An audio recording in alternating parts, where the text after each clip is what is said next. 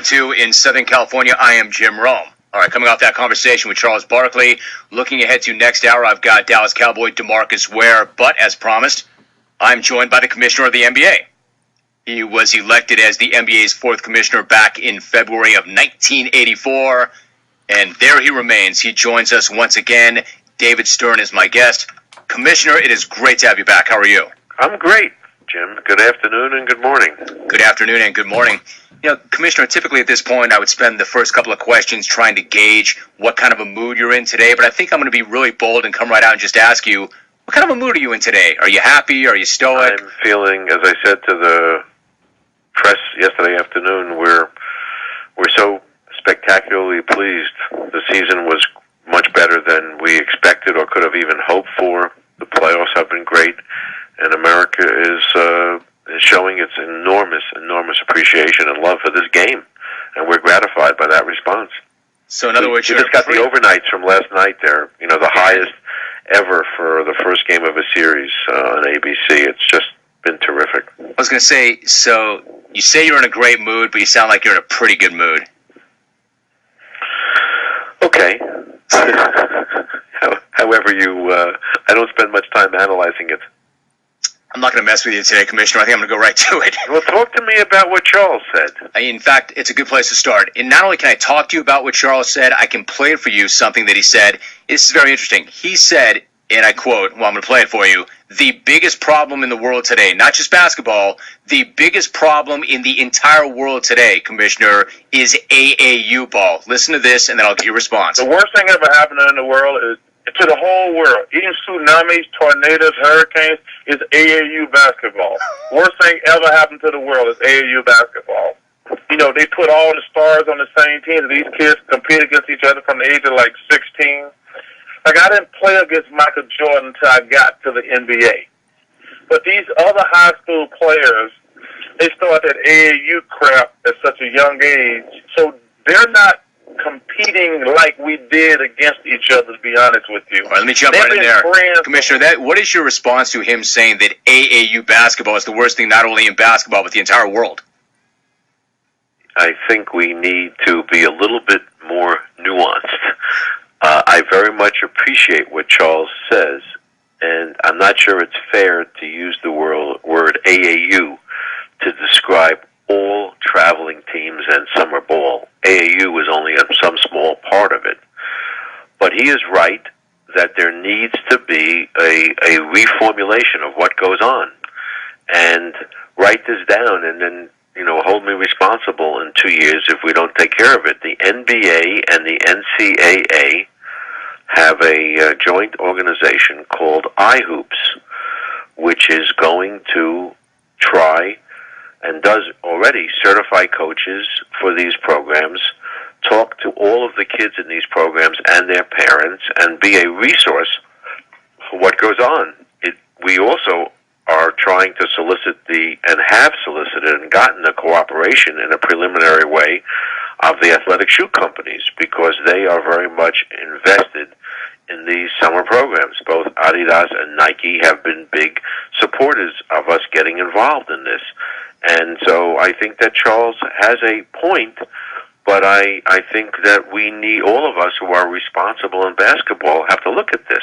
And one other thing, I think there's another thing it might even be worse than the point of Charles, and that is that there are youngsters who are 12, 13, 14 years old, and they are playing more games in the summer than their bodies can take. And we all in the basketball community have to be looking at that part of the problem as well. So I'm with Charles generally. I think it's overbroad. I don't think it's particularly fair to the organization known as the AAU, but he's raising a proper alarm. NBA Commissioner David Stern joining us. One more thing he said. We were talking about the Dream Team documentary, which is airing on NBA TV, and he said, he brought this up without me even mentioning it, Commissioner. He said, I want to talk about Isaiah Thomas being left off that team because Scottie Pippen and Michael Jordan said that they didn't want to play with him. His take was, I think that's unfair, and I'm disappointed. It was a once-in-a-lifetime opportunity for Isaiah Thomas that he was denied, and he expressed disappointment that that's the way that went down. Is that the way you remember it, and is that the way it went down? Was he blocked from that team because the Bulls didn't want him? I honestly can't speak to that. I don't know. I don't remember. I was less involved in USA basketball and its machinations than I am now. So I can't tell you what the exact selection process was. Can you say who made the call at that time?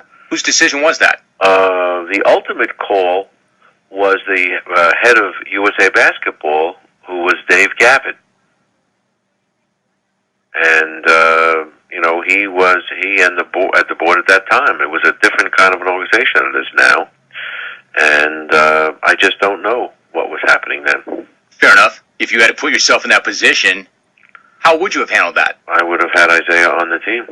You would? He's one of the great talents, Hall of Famer, who had 2 championships and was on the cusp of a third, and he played that position in some ways like no one else ever played it or has since.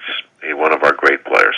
NBA Commissioner David Stern joining us. You see OKC, which is a tremendous success story, which I know you take a great deal of pride in. They're playing great basketball. They're great young talent, great community. I can't handle it here, Jim. How come? Because they're being too nice to me. Don't you like when people are nice to you? I'm just not used to it. Well, you know what you could do? I'll tell you what you could do if that bothers you. You could get on a plane and go to Seattle. Yeah, well, I tell you the truth. I hope someday to do that, too. I wouldn't do it this week. Well, I don't know. I think that Oklahoma City had this, you know what they did here? They not only had a building that was NBA ready, they spent $125 million to make it more NBA ready and do all of the improvements for it so it would be a first-class major league arena. And good for them for having done it. It was sad that we couldn't have such an arena in Seattle, but the mayor and I met the mayor of Seattle this past week. I guess it was last week. No, it was this week. It was Monday, wasn't it? Monday. The days are coming together. And they have plans for a new building. So we'll see where that goes. Is that going to go anywhere? It sounds like it is. It always takes a process of permitting and negotiations and actually finding a team if there is one. But at least they understand the issue. New Orleans won the draft lottery, which of course produced the usual round of speculation that maybe the lottery was fixed. I know that you appreciate a good conspiracy theory as much as the next guy. Was the fix in for the lottery? I have 2 answers for that. I'll give you the easy one. No, and a statement. Shame on you for asking. I understand why you would say that to me, and I wanted to preface it by saying it respectfully. I think it's my job to ask because I think people wonder. No, it's ridiculous, but that's okay. I know that you think it's ridiculous, but I don't think the question is ridiculous because I know people think that. I'm not saying that I do, but I think it's my job to ask you that. Have you stopped beating your wife yet? Yeah, I don't know if that's fair. Why is that? Because I think that and I know you read your emails, and I'm sure you follow things virally and on Twitter. People really do think it, whether it's fair or not. Well, they think it because people. You don't think the question's fair to ask if your fans think it? Silly questions. I expect it to be written about, and I commented last night at my presser that there was one guy who I won't dignify by naming says, I have no reason to know anything, and I don't know anything, but I tell you I believe it's fixed. Okay, that's good. Why is that?